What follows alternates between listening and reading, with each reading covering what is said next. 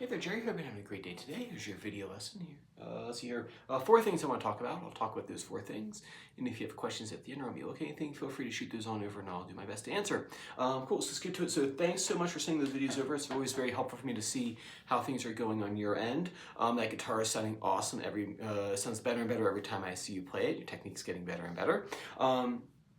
I was going to say, when you played your G major scale, really great I and M alternations on those. A lot of people kind of start using the one finger approach, but you were doing a really great job of making sure to alternate the fingers and doing the rest stroke. So that was good that you started to incorporate that into your playing. Big thing with that one actually is pretty straightforward. What I would do to improve your G scale is to play with a metronome. Really what it does is it helps keep you in time, especially with classical music. Since you're a soloist, you're not really playing with anybody else necessarily. I mean, obviously there are ensemble pieces, but if you're playing solo rep by yourself, you make sure your timing is impeccable. So what actually I would do is throw a metronome on here. It's like a whatever app. The free ones are fine. This one here is the Frozen Ape Tempo is the name of the company. I used it throughout grad school, and it was a great metronome to use. I use Tonal Energy now, but it has a lot of bells and whistles, so you might not need that, and I think it costs, I can't remember how much I paid for it initially. I think it was like something 15, 20 bucks. It has a lot of bells and whistles that you don't really need quite yet, so just a plain old metronome is fine. I would set it to maybe 70 and practice that.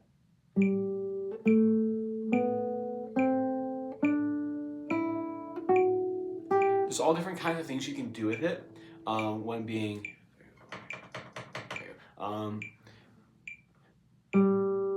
so first off, playing the single chord notes against it.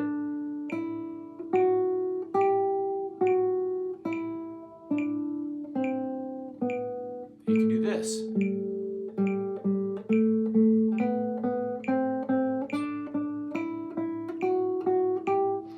What they get used to doing is bursing. We'll talk about that later on, with bursing.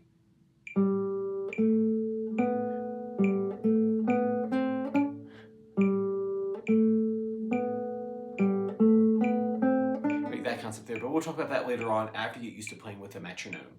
Like I said, set it to 70, and then you can bump it up a couple clicks. That gets a little easy for you. We'll talk more about how to use that, but initially just focus on making sure you can play with the click in time, and then we'll talk about how to use it for gaining speed.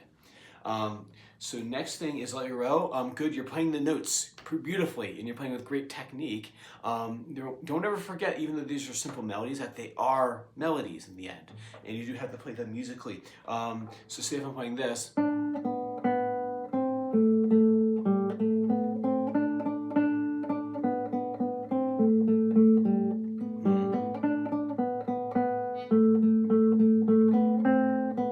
Right, it's a collection of notes that's played back to back is what that is. What you have to do is you have to think about musical elements to make that more interesting.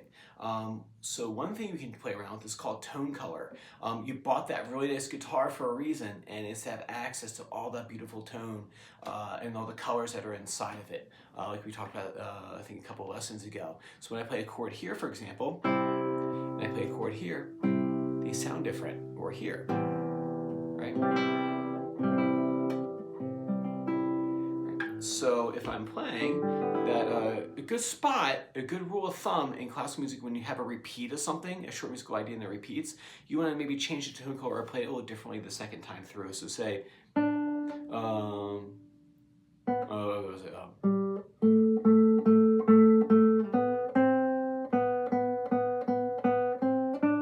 you might do this the first time.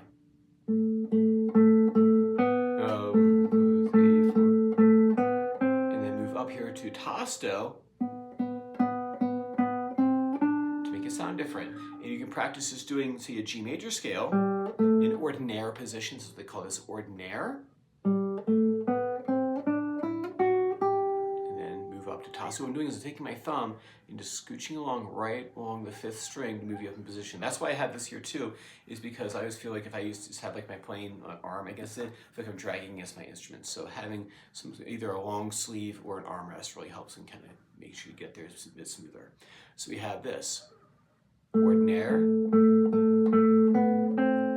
shift up, make the thumb moves along the 5th string, and now it sounds more interesting. So it's like music rather than like a series of notes played in succession.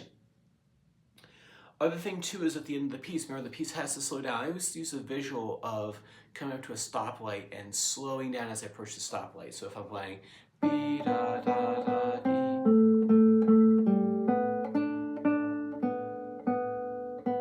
coming to a gradual stop. Remember that you want to practice these musical elements in this part of the series rather than when it starts getting really hard and then you're like, oh gosh, I have to learn how to do Tosta now. It's far easier on Tosto and ordinaire and rallentandos and crescendos and decrescendos in the first book because it's not crazy stuff that we're dealing with. You know, that comes later on. All right, and then as far as May's song, watch that rhythm there. What I would suggest doing are pinky push-ups, having that ring finger on the third, on the note D right here on the third fret, second string, playing D, and then pinky down, pinky up. What you want to do is you want the pinky move real slow up and then down. You do it as slow as possible, within reason.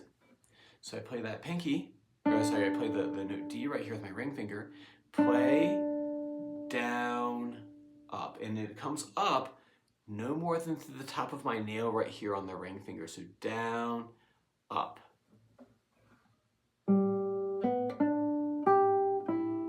See why you practice that? So it strengthens this part of the hand right here. And then pinky push up, play, down, up. Now why am I playing the D note and then doing the pinky and not playing the first string is because of this. I want that note D to ring through the push-up. Because remember on classical guitar, you have this counterpoint where you're holding down fingers, right, while other things are doing other things, other voices. So let's say,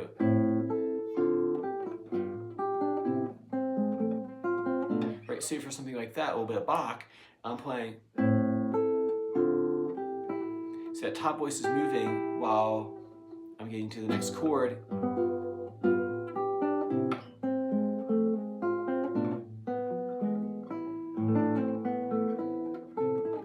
Right, so from there is that you want to get used to the idea of keeping one finger down while other fingers are doing other things, which is the cool part about classical guitar is that there's a counterpoint happening.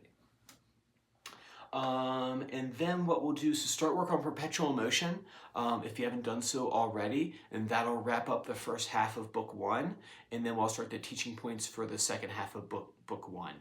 There are a lot of teaching points in the second half, nothing crazy in terms of pieces to play. I think the hardest thing in there is Rigadoon, but I think we'll talk more about horizontal hand on Saturday, and then we'll start the procedures for the second half of the first book. And then that way, hopefully in the next couple of months, next month or two, you'll be in book 2 and in legit classical guitar pieces once we've solidified all the foundational work for classical guitar. And you have nice solid fundamentals, which is what we're after.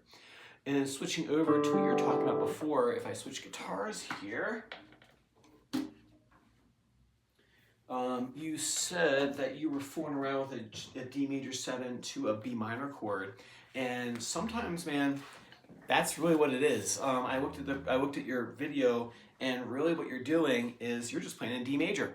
So not everything's a mode. Sometimes it's just straight major or minor. So modes obviously do exist, and they're out there, especially in rock music. But sometimes things are just major or minor. So the chord we have here is a D major 7, and then you're going to a B minor chord. What I would work on first, the chords are very nice. They play well together. To back up for a second, the way I figured out if it was in D major or some sort of mode is I first asked myself, well, what's the home bass chord? And the home bass chord, it sounds like.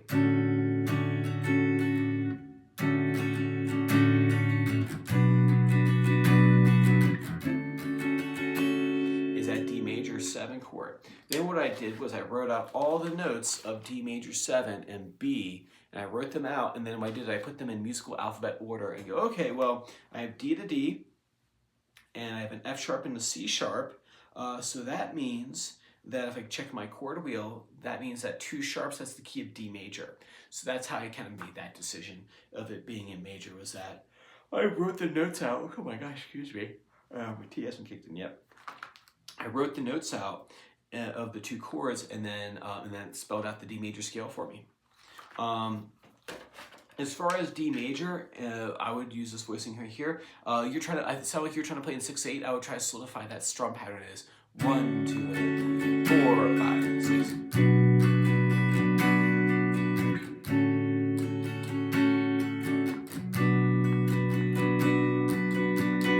Right. What I would do for this one for jamming over top of it is I would do my D major arpeggios based off of the cage chords. So I would do this first one here. You know, you have your E form, right? And then I would add the color tone of C sharp is what I would do there, since that's the major part, the major 7th chord. You can throw a B minor pentatonic in there too. So what you can actually do is find D major in this position here, right? E form, and then find out what B minor pentatonic scale is in that position. So B minor pentatonic will work beautifully over top of this. It's the relative minor of the D major. So that's why it works really well. So what I might do is I might play, you know, the chord.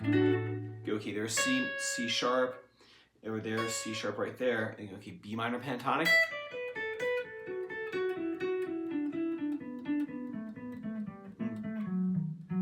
No, wait a minute. There's. Right, so I'll have that scale, and then I'll just add the C sharp to it. So it may sound like this.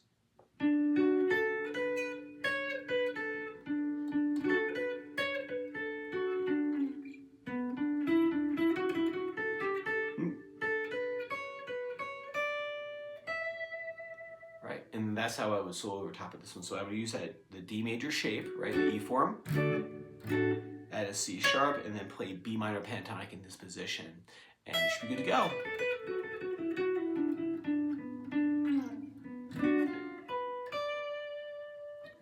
So work on those 4 things for me. Like I said, if you have questions or look at anything, feel free to shoot those on over. If not, I will see you on Saturday. Take care.